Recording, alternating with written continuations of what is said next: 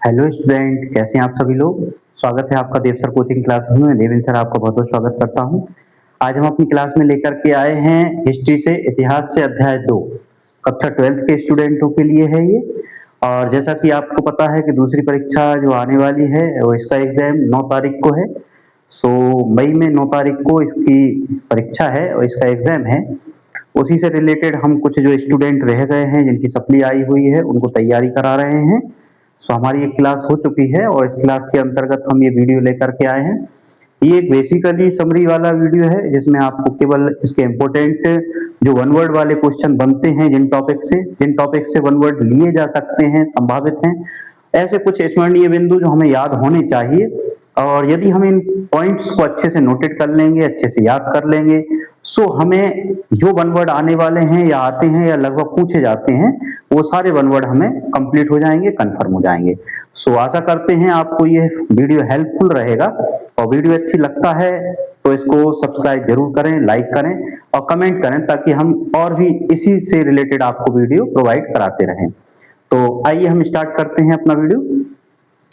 यहाँ से आप देखते हैं कक्षा 12 जो इतिहास अध्याय 2, राजा, किसान और नगर आरंभिक राज्य और उनकी अर्थव्यवस्थाएं। तो राजा, जैसे कि हम इससे रिलेटेड अध्याय 1 पढ़ चुके हैं। अध्याय 1 में हमें जो बताया गया था जो इतिहास, तो हड़प्पा सभ्यता, उसका मोहनजोदड़ो, कालीबंगा, धोलावीरा, ये सभी हमने यहाँ पर पढ़े। वहां से रिलेटेड जब हमने आगे बढ़ी तो सभ्यताएं बढ़ती गई। सभ्यताएं जब बढ़ी तो वहां पर जमीन बढ़ी, जमीन, जनपद, क्षेत्र, उनका विकास हुआ। वहां पर जो चलाने वाले जमींदार और राजा जो उन पे शासन करते थे, कई सारे किसान, जो बड़े किसान थे, छोटे किसान थे, उनके हिसाब से ही उनका नगर बना। और नगर में रहने के बाद उनका जो आरंभिक राज्य थे, शुरुआत के राज्य की जो व्यवस्थाएं हैं और उसकी इकोनॉमिकल कंडीशन यानी कि वहां की जो अर्थव्यवस्था है उससे रिलेटेड जो पूरा पूरा हमारा चैप्टर है। हमारा हमेशा स्टूडेंट विद्यार्थियों को कहने का एक रीजन रहता है कि भाई आप यदि कॉन्सेप्ट में क्लियर कर लेते हैं, आपका चैप्टर का नाम ही यदि आप बेसिकली कंप्लीट कर लेते हैं तो आप 50% चैप्टर है ऑटोमेटिकली समझ जाते हैं। और यही हम यहाँ समझ रहे हैं कि इस चैप्टर का कॉन्सेप्ट है क्या। तो कॉन्सेप्ट हम यहाँ सीधा देख रहे हैं कि एक राजा बताया है जो शासन करता है, उसके अकॉर्डिंग में जो प्रजा आएगी उसकी बात की गई होगी, राजा की बात की गई होगी, किसान की बात की गई होगी और नगर की बात की गई। नगर में आरंभिक जो राज्य रहे होंगे, शुरुआती राज्य कैसे रहे होंगे उनकी बात बताई गई होगी और कुछ अर्थव्यवस्थाएं बताई गई होंगी कि खेती किसानी या जमीन या अर्निंग के जो पॉइंट है वो कैसे रहे होंगे। ये चैप्टर है लगभग यहाँ पर 600 ईसा वर्ष पूर्व यानी कि ईसा मसीह के जन्म के 600 वर्ष पहले यानी कि पूर्व, और इसके बाद 600 वर्ष बाद, है ना। तो बाद का समय होता है हमारा 600 यहाँ पर प्लस 600 यहाँ पर। तो ईसा मसीह के जन्म से पहले इस साइड जाएंगे हम 600 वर्ष, और जन्म के बाद यानी ईसवी इस साइड जाएंगे तो ये ईसवी में आ जाता है। दोनों को यदि इक्वल किया जाए जोड़ करके तो हम यहाँ पर बात कर रहे हैं लगभग एबव 1200 वर्ष की, ठीक है। तो इन 1200 वर्ष में जो भी हुआ, जो भी चेंजिंग हुए, जो भी बातें हुई, वो उनकी बात हम यहाँ पर कर रहे हैं, समझा रहे हैं। वीडियो थोड़ा सा बड़ा हो सकता है, पढ़ने वाले विद्यार्थियों के लिए कोई दिक्कत की बात नहीं है, लेकिन रील्स बनाने वाले और रील्स देखने वाले और रील्स को स्क्रॉल करने वाले स्टूडेंटों के लिए हम दूसरा वीडियो भी बनाएंगे जो केवल आपका 15 सेकंड या 30 सेकंड का लगभग होगा, जिसमें आप उसको देख सकते हैं केवल। बाकी समझने और पढ़ने वाले स्टूडेंटों विद्यार्थियों के लिए हमने ये वीडियो बनाया है। आप इसके लिए हेल्पफुल रहे और आपको इससे नॉलेज हो। हम यहाँ पर आपको डीपली में डिटेल में समझा रहे हैं। देखिए फिर अब हम याद आते हैं तो 1200 वर्ष में जो जो घटनाएं हुई हैं वो हम यहाँ पर इस वीडियो में देख लेते हैं। स्मरणीय बिंदु आते हैं आपके जो टॉपिक वाइज हमने जैसे बता दिया है, वन वर्ड में खास तौर पे पूछे जाने वाले, वन वर्ड में खास तौर पे आने वाले, ठीक। तो पहला पॉइंट बनता है अभिलेखों के अध्ययन को अभिलेख शास्त्र कहते हैं। अभी आपका जाए कि भाई अभिलेखों के अध्ययन को क्या कहा जाता है, तो यहाँ पे आ जाए अभिलेख शास्त्र। हम अभिलेखों के अध्ययन को क्या कहते हैं, अभिलेख शास्त्र। या अभिलेख शास्त्र क्या कहलाता है, तो अभिलेखों के अध्ययन को हम क्या कहते हैं, अभिलेख शास्त्र कहते हैं। दोनों प्रकार से क्वेश्चन बनता है। इस काल में हुए विकास, किस काल में, हमारे यहाँ पर जो आरंभिक अर्थव्यवस्था का है, इस काल में हुए विकास, इतिहास को जानने के मुख्य स्रोत अभिलेख से मिल जाएंगे, ग्रंथ से मिल जाएंगे, सिक्के से मिल जाएंगे और चित्रों से मिल जाएंगे, है ना। कितनी चीजों से हमें इतिहास को जाना जा सकता है। इतिहास को जानने के लिए हमें यहाँ पर अभिलेख, अभिलेख क्या होता है? पत्थरों पे लिखा हुआ, स्मारकों पे लिखा हुआ, गुफाओं में लिखा हुआ, है ना, स्तंभों पे लिखा हुआ स्तंभ लेख कहलाता है, गुफाओं में लिखा हुआ गुहा लेख कहलाएगा आपका, है ना, और बाउंड्री वॉल पे जो लिखा हुआ रहता है वो प्रकीर्ण कहलाता है। ऐसे ही अभिलेख जो हमें और भी मिलते हैं तो पत्थरों पे, शिलाओं पे, मकान, मतलब जो पुरानी बिल्डिंगें हैं, पुरानी इमारतें, उन पर लिखा हुआ सारा अभिलेख कहलाता है। ठीक है, वीडियो ज्यादा बड़ा ना हो इसलिए शॉर्टली में जल्दी जल्दी फास्ट फास्ट समझा रहे हैं। अब इससे ज्यादा फास्ट कर देंगे तो कुछ समझ में नहीं आएगा। ग्रंथ जो पुरानी किताबें, पुराने ग्रंथ मिलते हैं, पुराना लिखा हुआ मिलता है, वो सब ग्रंथ कहलाता है। सिक्के, क्वेश्चन बनता है इसी में है आपके अंदर, सिक्के इतिहास को जानने का एक अच्छा स्रोत कैसे हैं? तो प्राचीन भारतीय सिक्कों में, प्राचीन भारतीय इतिहास में सिक्कों का काफी महत्व रहा है। मौर्य काल से रिलेटेड भी हमें यहाँ जानकारी सिक्कों से मिलती है। कई सारे और भी कल्चर वाइज राजा शक और भी वंश, सातवाहन, कई सारे यहाँ पर शासकों के हमें यहाँ पर सिक्कों से ही मिलते हैं। क्यों? कारण ये है कि सिक्के जो बनाए जाते थे वो किस धातु के थे? सोने चांदी के सिक्के हैं, तो यानी कि काफी अच्छा शासक होगा, अर्थव्यवस्था से अच्छा मजबूत होगा। और यदि तांबे के और निचली धातु के सिक्के हैं तो शासक ठीक नहीं था, शासक की स्थिति ठीक नहीं थी, यहाँ ऐसा माना जाता है। सिक्कों पे उसकी कल्चर वाइज मूर्तियां होती थी, उसकी जो पहचान है, लोगो जैसे अपन कहते हैं, तो वो रहता था। शासक को जो पसंद है वो उस पर मार्क करवाता था, किस सन में बनाए गए हैं सिक्के, वो उससे पता चल जाता था। सन का, इतिहास का ये पता चलता था। ठीक है, इससे रिलेटेड हम एक वीडियो बनाएंगे जो क्वेश्चन को, आंसर को डीपली में आपको समझाएगा। फिलहाल में हम केवल महत्वपूर्ण टॉपिक समझ रहे हैं, स्मरणीय टॉपिक, वन वर्ड वाले, इसलिए हम इस पे चर्चा करते हैं और डायग्राम इस पे हम देखते हैं जिससे हमें इतिहास की जानकारी मिलती है। अशोक के अभिलेख मुख्यतः ब्राह्मी तथा खरोष्टी लिपियों में मिले हैं। एक पॉइंट यहाँ पर क्लियर किया जाए कि अशोक ने जितने भी अपने ग्रंथ या अशोक के विषय में लिखे गए जितने भी हमें ग्रंथ मिले हैं, उसकी भाषा ब्राह्मी थी और खरोष्टी थी। हमारे इतिहास को जानने के लिए कई इतिहासकार बहुत पहले आए जिन्होंने इसमें अंदर डीपली में प्रयास किए, काफी ढूंढा, काफी प्रयास किया, बट यहाँ पर एक साइड उनको पटक दिया जाता था। क्यों? क्योंकि खरोष्टी लिपि और जो हमारी ब्राह्मी लिपि वो किसी को पढ़ना नहीं आती थी। बाद में हमारे जो ईस्ट इंडिया कंपनी से, ईस्ट इंडिया से रिलेटेड कंपनी जो, उसमें जेम्स प्रिंसेप आए, और जेम्स प्रिंसेप जब यहाँ पर 1830 में आए, आने का डेट क्या थी उनकी? 1830। 1830 में जब जेम्स प्रिंसेप हमारे इंडिया में आए और उन्होंने यहाँ पर फिर क्या है कि 1838 में यहाँ पर ब्राह्मी लिपि को पढ़ करके बताया। जब उसको पढ़ा तो हमें एक ऐसा व्यक्ति मिल गया कि जो हमारे इतिहास में अशोक के विषय में बता सकता था पढ़ करके। जाना हमने, हम समझ गए कि भाई हमारा इतिहास काफी पुराना है, इस इतिहास में फेमस लोग जो रहे हैं उनके विषय में क्या है और उनसे रिलेटेड जो भी बातें हैं हम पढ़ पाए, हम समझ पाए। तो ब्राह्मी और खरोष्टी लिपियों में लिखा गया अशोक के अभिलेख थे जो पहले नहीं पढ़ पा रहे थे हम, लेकिन हेल्पफुल व्यक्ति हमारे जेम्स प्रिंसेप रहे जिन्होंने हमें ये भाषा पढ़ना बताया और पढ़ करके समझाया।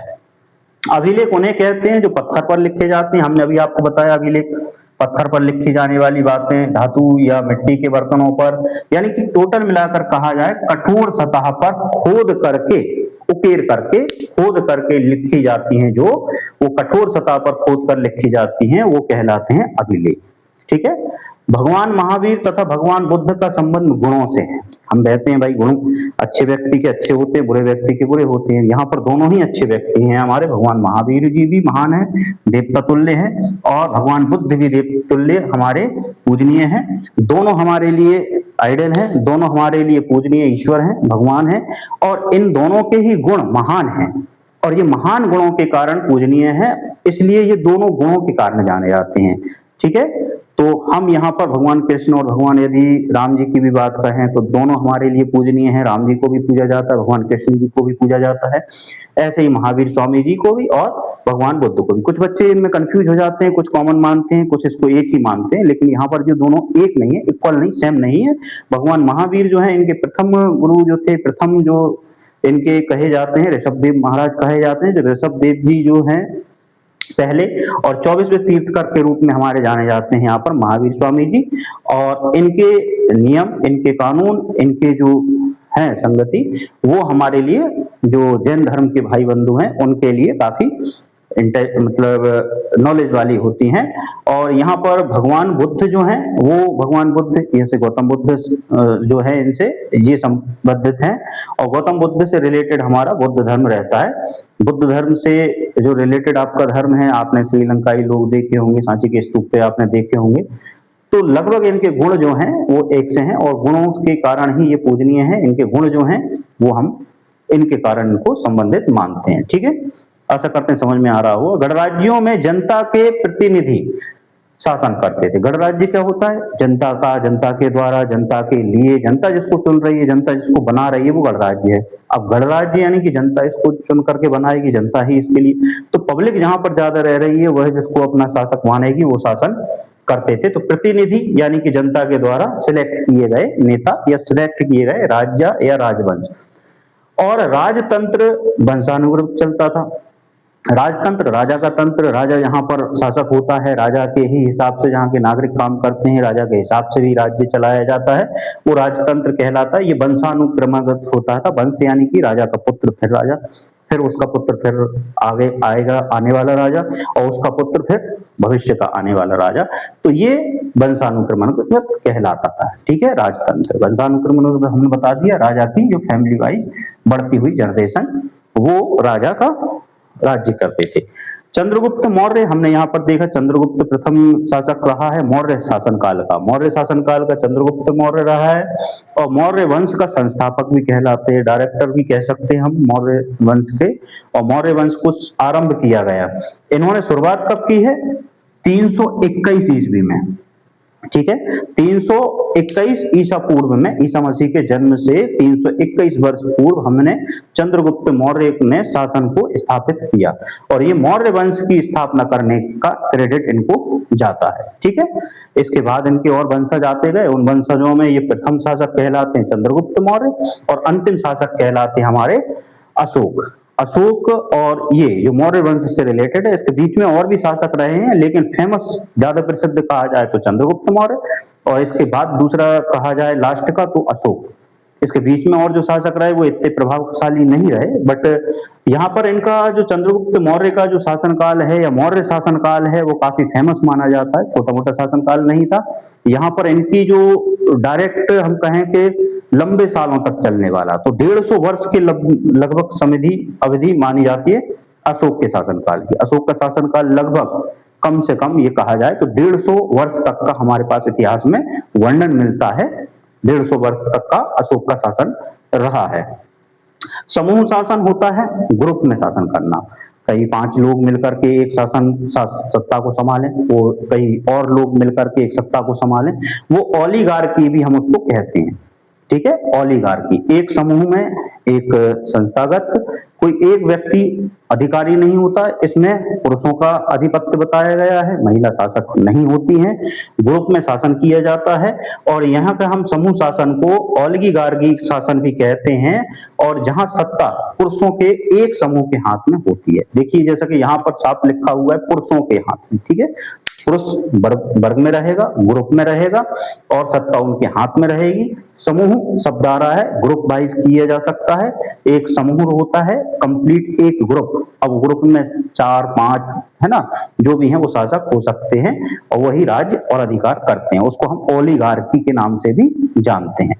दान में दी गई भूमि को अग्रहार कहते हैं। हम किसी भी भूमि को, किसी भी जमीन को उस टाइम पर दान में दे दिया जाता था कि जाओ भाई हमने तुम्हें ये दान दे दिया, और उस पर जो दान पाने वाला पूर्ण अधिकारी हो जाता था। दान पा लिया, वो कहे भाई हमने तो तेरे से दान में ले ली, हम अधिकारी हैं इसके, जैसे चाहे वैसे यूज करें, जैसे चाहे वैसे इस्तेमाल करें। तो ये ऐसा हो जाता है और यहाँ पर हम दान में दी गई भूमि को क्या कहेंगे? अग्रहार नाम से जानेंगे। कुषाण शासकों ने प्रथम शताब्दी ईसा पूर्व में सोने के सबसे प्रथम सिक्के जारी किए। अब यहाँ पर आ जाता है सोने के सिक्के। सोने के सिक्के हमें प्राप्त तो हुए हैं, लेकिन यहाँ पर कहा जाए कि सबसे पहले कहाँ मिले, किस शासक के द्वारा मिले, तो हम कहेंगे कुषाण शासकों के द्वारा।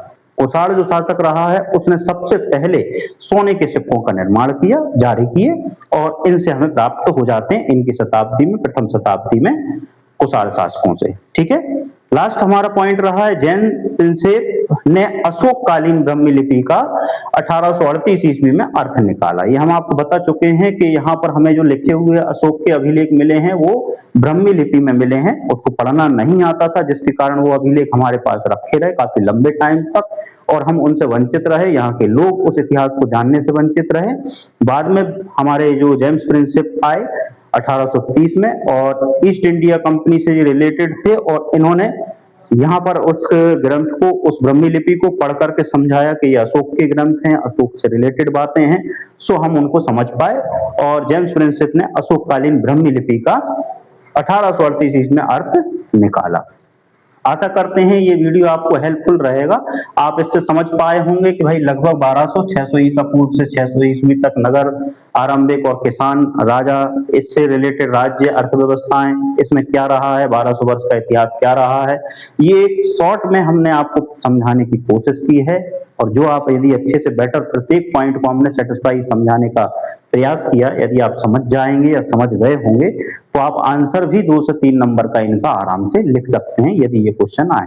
कुछ बच्चे कहते हैं कि घुमा करके पूछे जाते हैं, तो घुमा कर कुछ नहीं होता है, शुरू के आखिरी के बदल दिए जाते हैं। उदाहरण बताइए, एग्जाम्पल यानी कि परिभाषा दीजिए, विशेषताएं बताइए, विशेष क्या है, ये सब चीजें बदल जाती है। मेन पॉइंट वही रहता है कि भाई आप इतिहास से क्या समझते हैं, इसके इस काल में क्या हुआ है, अभिलेख से क्या मतलब है, सिक्के कैसे हेल्पफुल हैं, भगवान बुद्ध या महावीर का जन्म या जो भी है, इस प्रकार से हमें बता दिए जाते हैं और हम उनको क्लियर कर देते हैं। ठीक है, आशा करते हैं ये वीडियो आपको हेल्पफुल रहे। Thank you for watching. Subscribe जरूर करें, आपसे आग्रह है, निवेदन है, वीडियो हम आपको बनाते हैं और आपको प्रोवाइड करते हैं ताकि आपकी पढ़ाई एजुकेशन प्रॉपर चलती रहे। दोबारा आपसे रिक्वेस्ट है, प्लीज सब्सक्राइब जरूर कीजिए ताकि हमें और कॉन्फिडेंट मिले और कॉन्फिडेंट के साथ हम आपको वीडियो प्रोवाइड करते रहें। Thank you. अब जैसे कि हमने अपना प्रॉमिस किया है, रील्स वालों के लिए हम स्क्रॉल वाला एक वीडियो अलग बनाएंगे ताकि आप स्क्रॉल कर पाए। Thank you for watching this video. ठीक, मिलते हैं नेक्स्ट वीडियो में। धन्यवाद, थैंक यू, शुक्रिया।